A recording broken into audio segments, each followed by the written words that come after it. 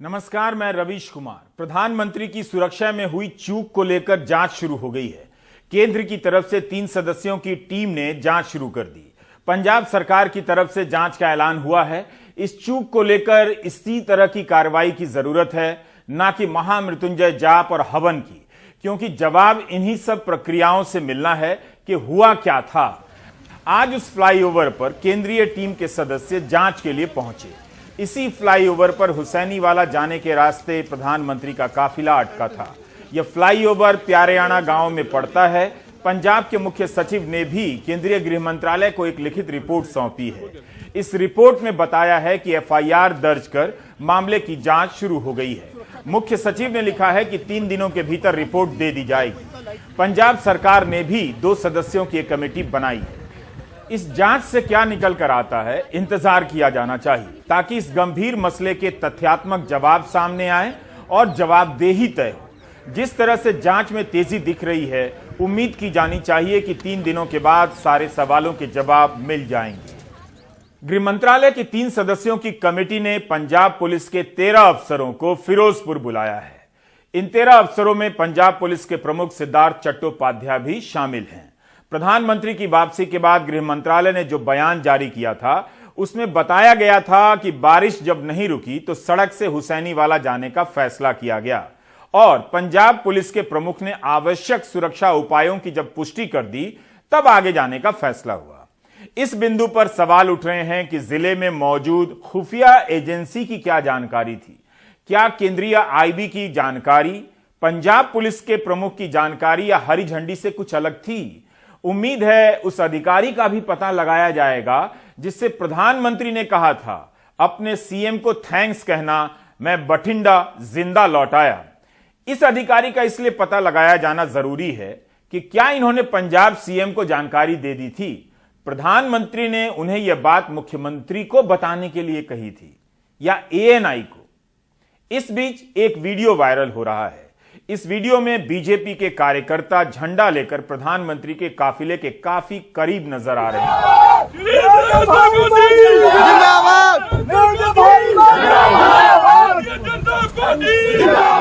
इस वीडियो में आप देख सकते हैं बीजेपी का झंडा पहले वाले वीडियो से कितना ज्यादा साफ दिख रहा है। एसपीजी प्रधानमंत्री की कार को घेरे हुए पैदल चल रही है और कार्यकर्ता बिल्कुल करीब है। प्रधानमंत्री मोदी जिंदाबाद के नारे लगा रहे हैं। इसी तरह का वीडियो पहले दिन आया था, लेकिन उसे फ्लाईओवर की दूसरी तरफ से लिया गया था। मगर इस वीडियो में और साफ अंदाजा मिलता है कि बीजेपी कार्यकर्ता झंडा लेकर उनके काफिले के इतने करीब कैसे आ गए। आरोप लगाया जा रहा है कि पीएम की सूचना मिलने पर किसान जाम करने आ गए, लेकिन बीजेपी के कार्यकर्ता किधर को आ गए? उन्हें क्या सूचना थी? अगर यह रूट प्रधानमंत्री के लिए सुरक्षित किया गया था, तो बीजेपी का झंडा लिए ये लोग कहां से आ गए और कार्यकर्ता काफिले के इतने करीब कैसे पहुंचे? यह वीडियो बताता है कि भले किसान रास्ता रोककर धरना दे रहे थे, लेकिन काफिले के करीब किसान नहीं गए थे, बीजेपी के कार्यकर्ता गए। एक और वीडियो आया है जिसमें आप इस तरह की अराजक स्थिति देख सकते हैं। सामने प्रदर्शनकारी भी दूर से दिख रहे हैं, उनके झंडे दिख रहे हैं। ऐसी स्थिति में प्रधानमंत्री का काफिला फंसा हुआ नजर आ रहा है। प्रधानमंत्री के बगल में बिल्कुल नजदीक कार्यकर्ताओं की भीड़ है। यह सवाल उठ रहा है कि बीजेपी के कार्यकर्ताओं को पंजाब पुलिस ने क्यों नहीं हटाया। इस तरह की व्यवस्था कैसे हो सकती है कि काफिला सड़क जाम में जाकर फंस गया? सामने किसानों का प्रदर्शन हो रहा है और बिल्कुल बगल से बीजेपी के कार्यकर्ता मोदी जिंदाबाद के नारे लगाते हुए चले जा रहे हैं। यह सवाल तब भी पूछा जाना चाहिए जब प्रधानमंत्री का काफिला नहीं रोका गया होता और वे हुसैनीवाला पहुंच जाते।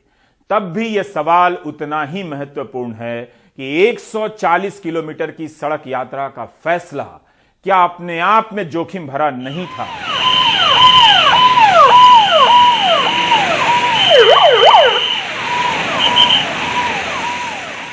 उम्मीद की जानी चाहिए कि जांच के बाद इन सवालों के जवाब मिलेंगे कि 140 किलोमीटर की सड़क यात्रा से प्रधानमंत्री को ले जाने का फैसला किसका था।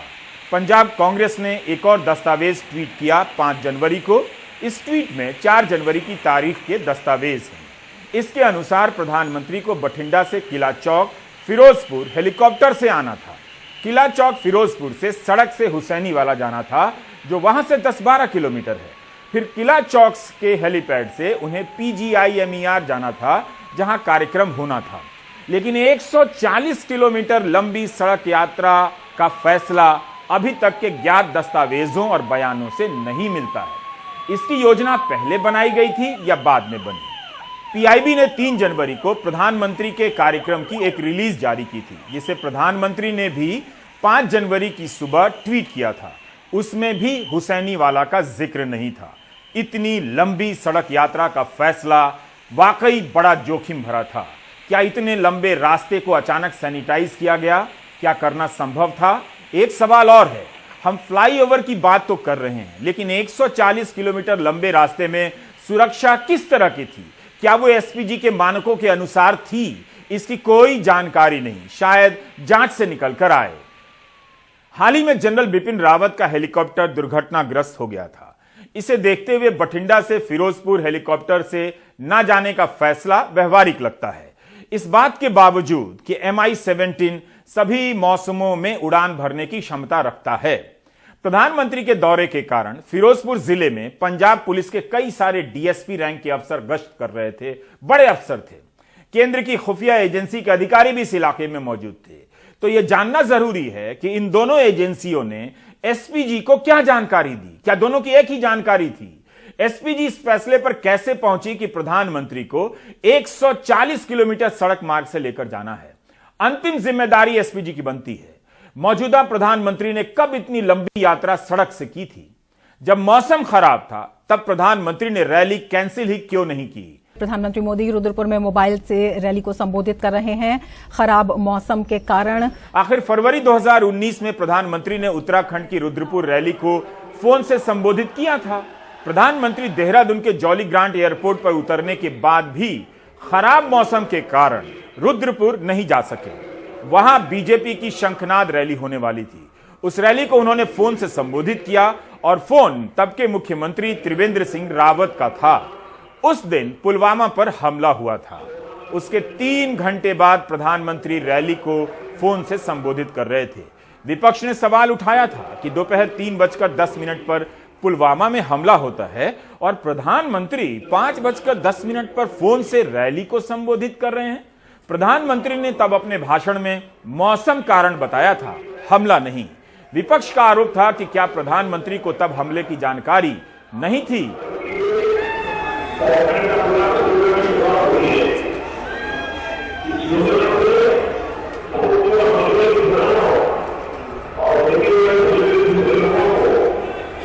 सादर प्रणाम मैं माइक पे लगा रहा हूं, यहाँ पे कृपया अपना उद्बोधन देने। यह बहराइच की रैली है, दिसंबर 2016 की। मौसम खराब होने के कारण प्रधानमंत्री इसे फोन से संबोधित कर रहे हैं। उस वक्त यूपी में 2017 के चुनाव को देखते हुए सभाएं चल रही थी।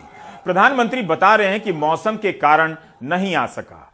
तब फिर प्रधानमंत्री ने फिरोजपुर की रैली को फोन से ही क्यों नहीं संबोधित किया? प्राचीन वेदों में गंधर्वन के रूप में वर्णित ऋषियों जो वही पत्र होती है जहाँ पर भगवान कृपा के पुत्र लव और राजा पटेल पे शासन किया। 5 अक्टूबर 2014 को महाराष्ट्र के नासिक में प्रधानमंत्री की रैली होने वाली थी, लेकिन तूफानी मौसम के कारण उनका कार्यक्रम रद्द कर दिया गया। 29 जून 2015 को प्रधानमंत्री की वाराणसी की सभा रद्द हुई। इसमें लिखा है कि लगातार बारिश के कारण SPG ने वाराणसी में प्रधानमंत्री के कार्यक्रम को रद्द कर दिया। इस खबर में SPG लिखा है, यानी फैसला SPG ने लिया। प्रधानमंत्री की यात्राओं और सुरक्षा की जिम्मेदार एकमात्र सर्वोच्च एजेंसी SPG ही है। तब फिर पंजाब के मामले में SPG ने सख्त फैसला क्यों नहीं लिया? एक और जानकारी, 29 जून को मौसम के कारण वाराणसी का दौरा रद्द होता है, लेकिन उसके कुछ दिनों बाद 16 जुलाई 2015 को, यानी उसी साल कुछ दिनों के बाद एक बार फिर से दौरा रद्द होता है, क्योंकि कार्यक्रम स्थल पर एक श्रमिक की मौत हो गई थी। प्रधानमंत्री ने अपना दौरा रद्द कर दिया। उस साल लगातार 3 बार प्रधानमंत्री का वाराणसी दौरा रद्द हुआ था। अतीत के कई उदाहरणों से पता चलता है कि खराब मौसम के कारण प्रधानमंत्री अपनी रैलियों को रद्द करते रहे हैं और फोन से संबोधित करते रहे हैं।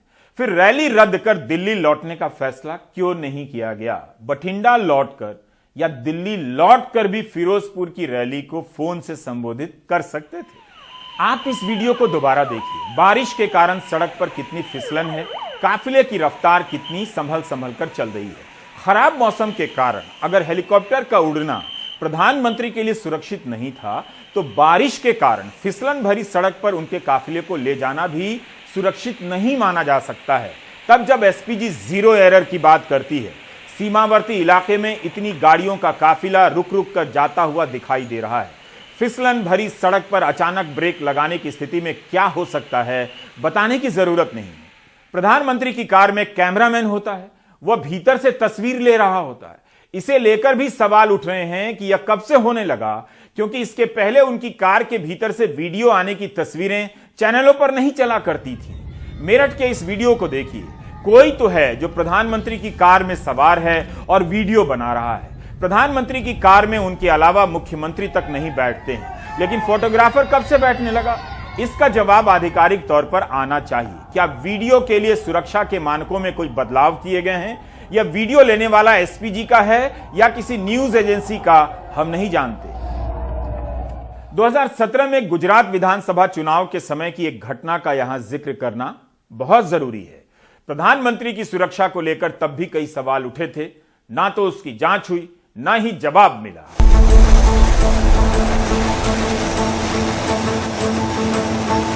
दिसंबर 2017 को जब प्रधानमंत्री मोदी का यह विमान साबरमती नदी से धारोई बांध के लिए उड़ान भरा था, इस उड़ान को एक रोमांचक कथा के रूप में पेश किया गया। उस दिन गुजरात पुलिस ने अहमदाबाद में प्रधानमंत्री मोदी और राहुल गांधी के रोड शो पर रोक लगा दी थी। इस उड़ान को देखने के लिए भी लोग आए थे या लाए गए थे, लेकिन उनके हाथ में बीजेपी के झंडे थे। वे काफी खुश नजर आ रहे थे। प्रधानमंत्री ने भी उनका हाथ हिलाकर अभिवादन किया और विमान में बैठने के बाद भी कैमरा फोकस करता रहा कि कहां बैठे हैं, कैसे बैठे। प्रधानमंत्री बैठकर भी हाथ हिलाकर जनता का अभिवादन कर रहे थे। एक किस्म का रोड शो तो हो ही गया।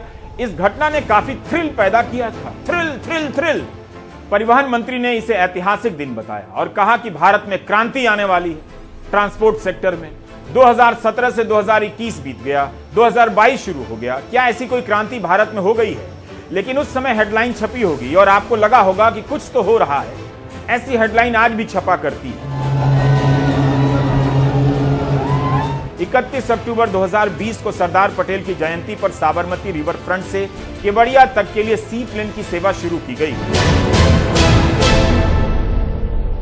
लेकिन 30 नवंबर 2021 को राज्यसभा में जहाजरानी मंत्री सर्बानंद सोनोवाल ने एक जवाब में कहा कि इस विमान का ऑपरेशन अप्रैल 2021 से बंद है, यानी यह सेवा 6 महीने भी नहीं चली। कोविड भी एक कारण हो सकता है, लेकिन यह ऑपरेशन अभी तक बंद है। दूसरे जहाज तो उड़ ही रहे हैं। It can be A revolutionary dream for the people of India. ऐसा तो कोई मतलब प्रधानमंत्री जी है और कोई भी है तो यूज कर सकता है। ट्रायल लिया उन्होंने, कोई कठिन नहीं, उसमें कोई गलत बात नहीं है। जिस घटना को नितिन गडकरी क्रांति के रूप में पेश कर रहे थे, कायदे से उन्हें प्रधानमंत्री की सुरक्षा की चिंता के रूप में पेश करना चाहिए था। पत्रकार गौरव विवेक भटनागर ने उस दौरान द वायर में एक लंबी रिपोर्ट लिखी और बताया कि कैसे सिंगल इंजन के इस विमान में उड़ान भरकर एसपीजी ने अपने ब्लू बुक के निर्देशों से समझौता किया, क्योंकि एसपीजी के ब्लू बुक के अनुसार प्रधानमंत्री को सिंगल इंजन वाले विमान से नहीं उड़ाया जा सकता है। यही नहीं, नागरिक उड्डयन विभाग के महानिदेशक डीजीसीए का भी स्पष्ट निर्देश है कि प्रधानमंत्री, मंत्री या किसी भी वीआईपी को उन विमानों से नहीं उड़ने दिया जाएगा जो सुरक्षा मानकों को पूरा नहीं करते हैं। गौरव विवेक भटनागर ने लिखा है कि प्रधानमंत्री ने बिना परीक्षण वाले विमान में उड़ान भरी, और वो भी विदेशी पायलट के साथ, जो कि डीजीसीए के दिशा निर्देशों का उल्लंघन है। डीजीसीए के दिशा निर्देशों में 2 इंजन वाले विमानों का ही जिक्र है। तब जांच नहीं हुई कि प्रधानमंत्री की सुरक्षा को जोखिम में किसने और क्यों डाला। इसके बाद भी प्रधानमंत्री ने उस विमान में उड़ान भरने का फैसला किया, जो सिंगल इंजन सी प्लेन था और अमेरिका के सॉल्ट लेक सिटी में रजिस्टर्ड था। उसकी इंजन क्षमता डीजीसीए के मानकों पर खरी नहीं उतरती है। डीजीसीए ने कई बार इस बात को लेकर आपत्ति जताई है कि चुनावी और अन्य कार्यों के लिए वीआईपी और एसपीजी सुरक्षा वाले वीआईपी असुरक्षित विमानों का इस्तेमाल करते हैं। देश कभी नहीं जान सका कि क्या प्रधानमंत्री के लिए दिशा निर्देश बदले गए कि वे सिंगल इंजन विमान में उड़ान भरेंगे। जम्मू कश्मीर के पूर्व मुख्यमंत्री उमर अब्दुल्ला ने उस घटना पर ट्वीट करते हुए तब सवाल किया था कि एसपीजी ने प्रधानमंत्री को सिंगल इंजन वाले सी प्लेन में उड़ान भरने की इजाजत कैसे दे दी? क्या इसके लिए दिशा निर्देशों में कुछ बदलाव किए गए हैं? क्या तब सुरक्षा से खिलवाड़ नहीं हुआ? क्या इस बात की कोई जांच हुई थी या यह घटना कुछ और कहना चाहती है? एसपीजी की अंदरूनी दुनिया में कोई ऐसा बदलाव आया है क्या जिस पर सभी चुप रहना चाहते हैं? इस घटना की कभी जांच नहीं हुई और हुई तो पब्लिक में जवाब नहीं आया। यह कोई साधारण घटना नहीं थी। वोटर में भले ही थ्रिल पैदा हो, लेकिन सिंगल प्लेन में उड़ान भरकर प्रधानमंत्री ने जोखिम तो लिया ही था। प्रधानमंत्री की सुरक्षा को लेकर कब मुद्दा बना दिया जाता है, कब उसे शान की तरह पेश किया जाता है, समझ नहीं आता। यह वीडियो बीजेपी ने अपने ट्विटर हैंडल से 15 सितंबर 2018 को ट्वीट किया है। वीडियो के ऊपर बीजेपी ने लिखा है कि प्रधानमंत्री मोदी बिना किसी सुरक्षा रूट के आम लोगों की तरह स्वच्छता श्रमदान के लिए जाते हुए कायदे से बीजेपी को कहना चाहिए था कि प्रधानमंत्री के लिए रूट क्यों नहीं आरक्षित किया गया है। इस तरह से शहर के बीच काफिले का गुजरना ठीक नहीं है जब आम बाइक सवार बिल्कुल बगल से गुजर रहे हैं। इस वीडियो को बीजेपी ने गर्व की तरह ट्वीट किया है कि कितनी बड़ी बात है, जबकि इसे भी सुरक्षा की चूक के संदर्भ में देखा जाना चाहिए था। सुरक्षा में चूक हुई यह कहीं से हल्का मामला नहीं है, लेकिन जिस तरह से राजनीतिक माहौल बनाया जा रहा है, जाहिर है विरोधी पक्ष भी जवाब में उन प्रसंगों को सामने लाएगा कि उस समय सुरक्षा में चूक का मामला क्यों नहीं उठाया गया। इस वीडियो में भी आप देख सकते हैं कि प्रधानमंत्री वाराणसी के रास्ते से गुजर रहे हैं। स्थानीय लोग उनकी कार के बिल्कुल करीब हैं, बल्कि कार में जाकर पगड़ी पहना रहे हैं, माला पहना रहे हैं, फूल माला बरसा रहे हैं। एक नेता के लिए एकदम से जनता को दूर करना मुश्किल काम है, लेकिन सुरक्षा को लेकर यहां भी सवाल हो सकता है। और प्रधानमंत्री क्यों इतने लोगों को अपने करीब आने दे रहे हैं? इस तरह के कई नए पुराने वीडियो निकालकर सवाल पूछे जा रहे हैं। ये जो प्रधानमंत्री के साथ घटना हुई, ये संजोग नहीं था, ये एक साजिश था उनकी हत्या का। ये साजिश केवल पंजाब के मुख्यमंत्री तक सीमित नहीं है, ये साजिश के तार दिल्ली तक पहुंचेगी। 22 सितंबर 2017, बड़ा ध्यान से सुनिएगा। लंका गेट नामक इलाका है वाराणसी में, प्रधानमंत्री की कॉन्स्टिट्यूएंसी है। प्रधानमंत्री जी अपने लोकसभा क्षेत्र के दौरे पर थे। 22 सितंबर 2017, लंका गेट पर बनारस हिंदू विश्वविद्यालय की कुछ छात्राएं, 500 के लगभग छात्राएं, यौन उत्पीड़न के खिलाफ प्रदर्शन करने आ गईं। प्रधानमंत्री जी को वहीं से गुजरना था। पुलिस के आला अधिकारी गए, मनाने की चेष्टा की, वो नहीं हटी। वो नारेबाजी कर रही थी, वो अपना विरोध व्यक्त कर रही थी, उनका अधिकार था, लोकतांत्रिक अधिकार था। क्या आपने सुना कि प्रधानमंत्री वाराणसी एयरपोर्ट पर जाते हुए मुख्यमंत्री आदित्यनाथ के नाम पे ये संदेश दिए कि थैंक यू आदित्यनाथ जी, मैं जिंदा वाराणसी एयरपोर्ट पे लौट आया हूं? सुना आपने? मेजेंटा लाइन, गौतम बुद्ध नगर, तारीख थी 25 दिसंबर 2017, उसके उद्घाटन पे प्रधानमंत्री जी जा रहे थे। वहां कहीं रास्ता भटक गए, कुछ मिनटों का विलंब हुआ, एक छोटा अधिकारी पुलिस का सस्पेंड हुआ। क्या आपने सुना कि आदित्यनाथ जी धन्यवाद, थैंक यू, मैं जिंदा लौट आया हूं? ये शब्द शोभा देते हैं प्रधानमंत्री को। तो जहां जहां आपके अपनों की सरकार है या आपकी अपनी सरकार है, वहां आपकी जान को कोई खतरा नहीं है। प्रधानमंत्री की सुरक्षा का मामला सुविधा का नहीं होना चाहिए। इसमें सेंध या चूक बड़ी लापरवाही मानी जानी चाहिए। कई लोग कह रहे हैं कि अगर विपक्ष के नेता पर इस तरह का हमला हुआ होता तो हंगामा मच गया होता। उन लोगों से दिखाइए ये वीडियो कि हाथरस जा रहे राहुल गांधी को यूपी पुलिस ने धक्का देकर जमीन पर गिरा दिया था। यह घटना अक्टूबर 2020 की है। कभी आपने देखा कि जमीन पर किसी सांसद को पुलिस इस तरह से धक्का देकर गिरा रही हो?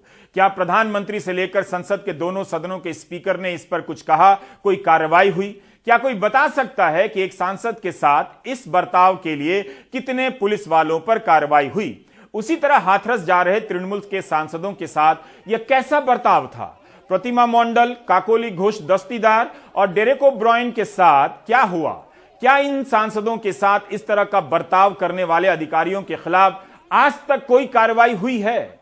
संयुक्त किसान मोर्चा ने एक बयान जारी किया है जिससे पता चलता है कि प्यारे याणा फ्लाईओवर पर पहले से धरना चल रहा था। किसान मोर्चा ने अपने बयान में कहा है कि जब पुलिस प्रशासन द्वारा कुछ किसानों को फिरोजपुर जिला मुख्यालय जाने से रोका गया तो उन्होंने कई जगह सड़क पर बैठकर इसका विरोध किया। इनमें से प्यारे याणा का वह फ्लाईओवर वह भी था जहां प्रधानमंत्री का काफिला आया, रुका और वापस चला गया।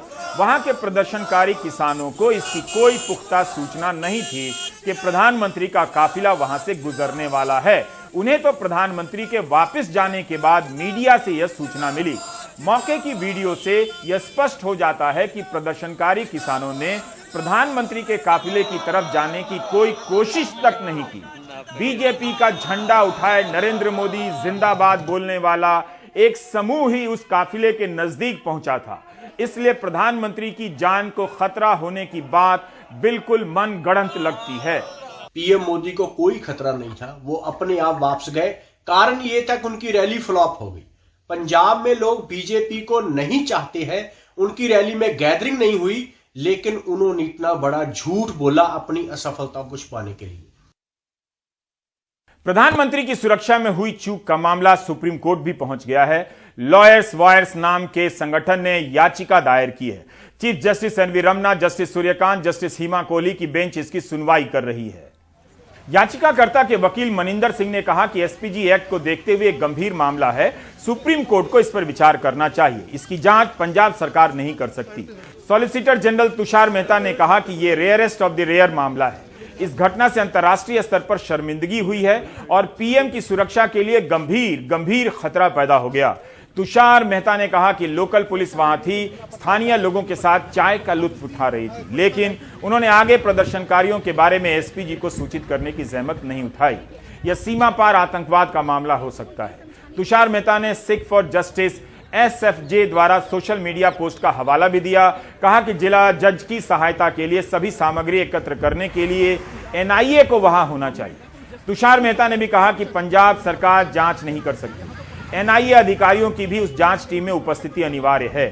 गृह मंत्रालय ने 3 सदस्यों की एक कमेटी बनाई है, वो मौके पर पहुंचकर जांच शुरू कर चुकी है। आपके स्क्रीन पर उसी का वीडियो है, आज का है। पंजाब सरकार ने सुप्रीम कोर्ट में कहा अगर पंजाब का पैनल जांच नहीं कर सकता तो केंद्र का पैनल भी नहीं कर सकता। सुप्रीम कोर्ट ने पंजाब और हरियाणा हाई कोर्ट को मामले के सारे रिकॉर्ड तुरंत अपने पास सुरक्षित रखने के आदेश दिए हैं। पंजाब सरकार को भी इसमें सहयोग करने के लिए कहा है। इस मामले में अगली सुनवाई 10 जनवरी को होगी। इस घटना के बहाने राजनीतिक प्रतिक्रिया से सावधान रहने की जरूरत है। आईटी सेल के जरिए जिस तरह के मीम बनाए जा रहे हैं वे घातक हैं। ट्विटर पर खालिस्तानी ट्रेंड हो रहा है। यह फिर से वही गलती हो रही है। किसान आंदोलन के समय किसानों को खालिस्तानी कहा जाने लगा था। नफरती माहौल एक स्विच दबाते ही चालू हो जाता है। इस तरह के ट्वीट से अब पंजाब पर ही हमला हो रहा है। लिखा जा रहा है कि कांग्रेस कलंक है, यूपी में पीएम, पंजाब में पीएम, अंतर साफ है। काशी में प्रधानमंत्री को चलते हुए दिखाया जा रहा है, लेकिन क्या वहां प्रधानमंत्री बिना सुरक्षा के चल रहे हैं? इस ट्वीट के नीचे लिखा है #भारत स्टैंड्स विद मोदी जी। इस तरह के कार्टून बनाए जा रहे हैं जिसमें इंदिरा गांधी की हत्या को दिखाया जा रहा है। सभी को पता है कि हत्या करने वाला सिख था, लेकिन इस संदर्भ में इसे पेश करने का क्या मकसद हो सकता है? अब यह वही ट्रेंड है जैसे महसे माफिया के बहाने मुसलमानों को टारगेट करो और इस तरह की तस्वीरों के बहाने सिख समुदाय को टारगेट करो। देश की जो सुरक्षा एजेंसीज हैं, अलग अलग जिम्मेदारी है उनके पास, उनकी छवि धूमिल हो। देश के एक बहुत महत्वपूर्ण प्रदेश पंजाब और एक बहुत महत्वपूर्ण संस्कृति जिससे पूरा देश क्या पूरा विश्व सीखता है, पंजाबियत, कैसे उसकी छवि को रौंदा जा रहा है। एक षड्यंत्र के तहत मैं तो कहूंगा कि उसे रौंदा जा रहा है। यह पूरा विश्व देख रहा है। आखिर कारण क्या है कि आप सरेआम, और देश के आप राजा हैं, प्रधानमंत्री हैं, दूसरा टर्म चल रहा है आपका, 303 सीटें हैं आपके पास, कई राज्यों में आपकी सरकार है, लेकिन आप देश की छवि के साथ खिलवाड़ करने में 1 मिनट नहीं लगाते, आप और आपकी पूरी पार्टी और आपके कुछ करीबी मीडिया के साथी। ये क्या हाल बना रखा है देश का? कुछ दिन भी नहीं बीते हैं, हरिद्वार में मुसलमानों के नरसंहार के नारे लगाए जा रहे थे। प्रधानमंत्री ने निंदा तक नहीं की, लेकिन आप सभी नफरती बातों से दूर रहिए। ये वही मसाले हैं जो घर घर में आपके लाडलों को सांप्रदायिक बना रहे हैं। सांप्रदायिकता इंसान को मानव बम में बदल देती है। बम से ख्याल आया कि फरवरी 2016 में ऑटो एक्सपो लगा था। वहां हमने 9 करोड़ की एक कार देखी जो ऑर्डर देने के बाद 9 महीने में बनकर तैयार होती है। यह कार वीआईपी और धनिकों की सुरक्षा के लिए बनाई गई है। ये एक अलग प्रकार की कार है। दरवाजे को खोलने के लिए बहुत ताकत भी चाहिए। 160 किलो का, क्योंकि जो ये खरीदेगा खुद तो खोलेगा नहीं। खुद तो खोलेगा नहीं। और इसकी कीमत क्या हो सकती है ऐसी गाड़ी? ये गाड़ी में काफी सारा कस्टमाइजेशन होता है लग्जरी को लेके या इसके बाद भी ये जो मॉडल ब्रॉडली इसका प्राइस अप्रोक्सीमेटली 9 करोड़ से करीब होगा। 9 करोड़ के आसपास की ये कार है। तो इसके अलावा क्या है, मजबूती के अलावा इसमें क्या है? मतलब अगर किसी संकट में ये कार फंस जाए तो उस व्यक्ति को कैसे बचा सकते हैं? काफी सारी चीजें हो सकती है। जैसे ऑब्वियसली अगर कोई गन शॉट्स फायर करता है या लैंड ग्रेनेड्स रहते हैं तो obviously car is strong enough to take those things. कोई भी बुलेट इस शीशे को पार करके नहीं आ सकती। बीट AK-47 का स्प्रे करे कोई या फिर कोई स्नाइपर राइफल से दूर से आपको शूट करने की कोशिश करे, इसको पार करके नहीं आ सकती। ऊपर से पार करके नहीं आ सकती। ये किसी एंगल से अंदर गोली आ नहीं सकती। मान लो किसी ने सोचा कि मैं केमिकल अटैक करूंगा, केमिकल बॉम्ब से मैं अटैक कर दूंगा जिससे जो धुआं अंदर आता है उससे आदमी को परेशानी हो सकती है। तो जैसे ही आप सेंस करते हो कि केमिकल अटैक हुआ है, on a click off button आप बटन प्रेस करोगे तो गाड़ी का ककून एकदम बंद हो जाएगा। गाड़ी के अंदर फ्रेश एयर सिस्टम ऑटोमेटिकली चालू हो जाएगा। 10 मिनट तक आपको फ्रेश एयर मिलेगी गाड़ी में, जिसका बाहरी एटमॉस्फेयर से कोई लेना देना नहीं। ये पूरा ढक जाएगी कार और दिखेगी नहीं। और हवा आपको जो है वो अंदर फ्रेश एयर आ जाएगा और 10 मिनट में आप उस सिचुएशन से बाहर निकल सकते हैं। अगर इस स्तर की सुरक्षा लोग चाहते हैं तो 9 करोड़ सिर्फ तो वो कुछ भी नहीं है। बिल्कुल, तो 9 करोड़ तो कुछ भी अगर जमीन पे आग लगी है तो एक बटन आप प्रेस करोगे तो फायर एक्सटिंग्विशर्स एक्टिवेट हो जाएंगे और आग जो है बुझा दी जाएगी। ये तो जेम्स बॉन्ड की फिल्मों में ऐसी कारें होती हैं। कुछ हद तक वैसी है। कुछ हद तक वैसी हैं। और लैंडमाइन के मामलों में भी सेफ्टी। और पूरी की पूरी गाड़ी जो है वो एंटी मैग्नेटिक है। तो अगर कोई बम जो है वो चिपका नहीं सकता गाड़ी के नीचे किसी भी पुर्जे पे, तो चिपक ही नहीं सकता because it is anti magnetic. गाड़ी पे अटैक होने के बाद गाड़ी आपको बचा के एक डिस्टेंस पे लेके जाती है। वो डिस्टेंस पे लेके जाने के बाद गाड़ी में इतना अटैक होता है कि गाड़ी रुक जाएगी। तो रुकने के बाद 160 किलो का दरवाजा खोलना अंदर से बैठ के, अगर किसी को अंदर कुछ चोट आई है तो दिक्कत हो सकती है। तो गाड़ी में इस प्रकार की अरेंजमेंट करी गई है कि यहाँ पे गाड़ी में एक बटन होगा। बटन को अगर आप प्रेस करोगे तो हर एक डोर के हिंज में उसमें एक छोटा सा ग्रेनेड रहता है जो ब्लास्ट हो जाता है। तो ब्लास्ट होने से डोर आप ढकेल दोगे तो डोर अपने आप बाहर इस दरवाजा को खोलने के लिए भी इसमें ग्रेनेड से ब्लास्ट छोटा सा ब्लास्ट करेंगे जिससे दरवाजा का हिंज टूट जाएगा। आप उसको पुश करोगे अपने आप दरवाजा बाहर आएगा। अब वो सब वाले सुरक्षा वाले आदमी तो हम बनेंगे नहीं, लेकिन इस तरह की कार में बैठ के उनके जब वो काफिलों में गुजरते हैं तो उनके भीतर के नज़ारे का अंदाजा तो आपको जरूर दिला सकते हैं कि हालांकि ये काम क्रांति का है, लेकिन मैं प्रयास करता हूं कि इसमें मुखड़ा देखने के लिए आईना भी है, बहुत तरह की बत्तियां हैं आप पढ़ने के लिए, एयर बैग्स इस तरफ भी हैं, एयर बैग सामने भी हैं, और जैसा कि इन्होंने बताया कि आग लग जाए सड़क पे, उस सड़क से भी ये गुजर सकती है। इस काम का यही एक फायदा है कि हम भले कोई चीज खरीद ना पाएं, वहां तक पहुंच ना पाएं, पर आपको बताने और दिखाने के बहाने हम उसके भीतर तक तो चले ही जाते हैं।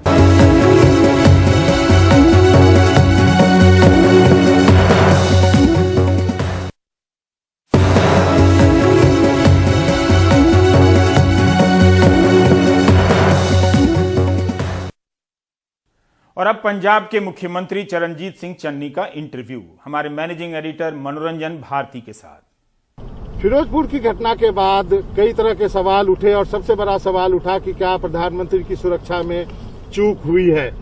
कांग्रेस की तरफ से खुद जो है पंजाब के मुख्यमंत्री ने अपना पक्ष रखा है और आज हमारे साथ हैं जो कि एक चुनावी सभा को संबोधित करने के बाद निकले हैं। सर, आपका एनडीटीवी से बातचीत करने के लिए बहुत बहुत शुक्रिया।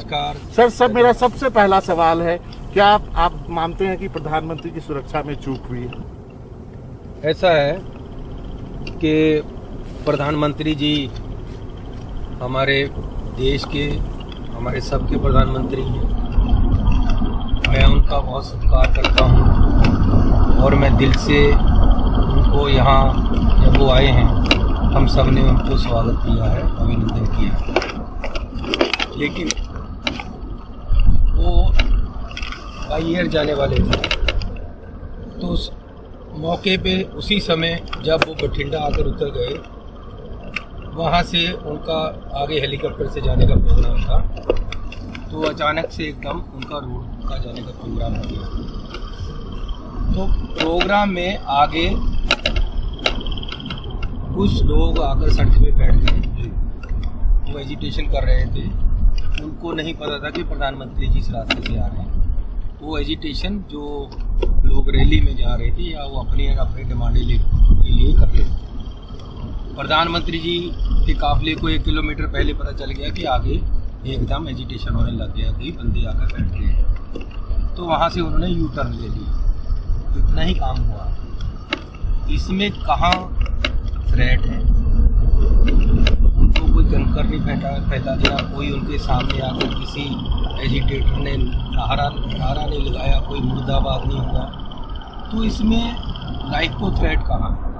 डेमोक्रेटिक सिस्टम में अगर कोई आकर रास्ते में आगे बैठ गया है तो उसको व्यवस्था है, उठा दिया जाएगा। और उस रास्ते से जाने का पहले प्रोग्राम भी नहीं था, तो इसमें क्या है मुझे ये समझ नहीं आई। यूपी से कई बार वापस आए, रास्ता बदला है उन्होंने, कई दूसरी स्टेटों में भी बदला है, तो अगर पंजाब में रास्ता बदल लिया या पीछे मुड़ा है तो इसमें क्या आपको लगता है ये सब यूपी चुनाव के से भी रिलेटेड है? क्योंकि आपने यूपी का जिक्र किया इसलिए मुझे याद आ गया। ये खाली यूपी से नहीं रिलेटेड, ये पंजाब से भी रिलेटेड है, और ये पंजाब को और पंजाबियत को, पंजाब के लोगों को बदनाम करने की ये बड़ी गहरी साजिश जो नहीं होना चाहिए, राजनीति नहीं होनी चाहिए। अरे आपके नज़दीक भी 1 किलोमीटर तक कोई नहीं आया, कोई कंकर नहीं फेंका, कोई गोली नहीं चली, कोई नारा नहीं लगा, कोई लाठी नहीं दिखाई, तो आपको कैसे खतरा हो गया? आपने कैसे कह दिया कि जी मैं बच के वापस जा रहा हूँ? यार इतने सेंसिटिव बात, एक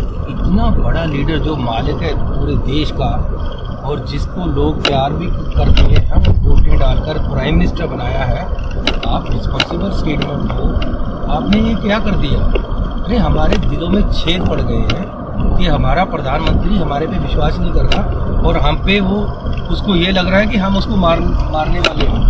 हम पे शक करना और हम पे ऐसे एलिगेशन लगाना ये बिल्कुल ही गलत बात है। और मैंने तो यहाँ तक कहा है कि अगर प्रधानमंत्री की तरफ कोई गोली आएगी सबसे पहले मेरी छाती पे आएगा। अब इससे ज़्यादा क्या करूँ? अगर अपनी नस काट के बैठ जाता हूँ तो फिर जितना खून है वो पहले। तो फिर इतना बवाल क्यों है सर? महामृत्युंजय जाप हो रहे हैं पूरे देश भर में, सारे बीजेपी के मुख्यमंत्री जाप कर रहे हैं।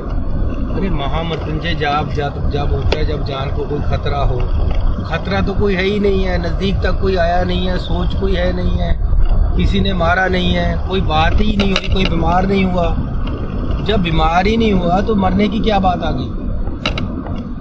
ये बिल्कुल ही बेबुनियाद और गलत बात, और पंजाब को बदनाम करने के लिए, पंजाब की स्थिति को खराब करने के लिए, पंजाब के हालात को खराब करने के लिए, पंजाब में राष्ट्रपति राज लागू करने के लिए कोशिशें हो रही हैं और हिंदुस्तान को एक गलत शीशा दिखाया जा रहा है जो असलियत नहीं है। यहाँ बिल्कुल शांति है, कोई ऐसी बात नहीं हुई और किसी तरह भी कोई खतरा प्रधानमंत्री जी को यहाँ नहीं हुआ।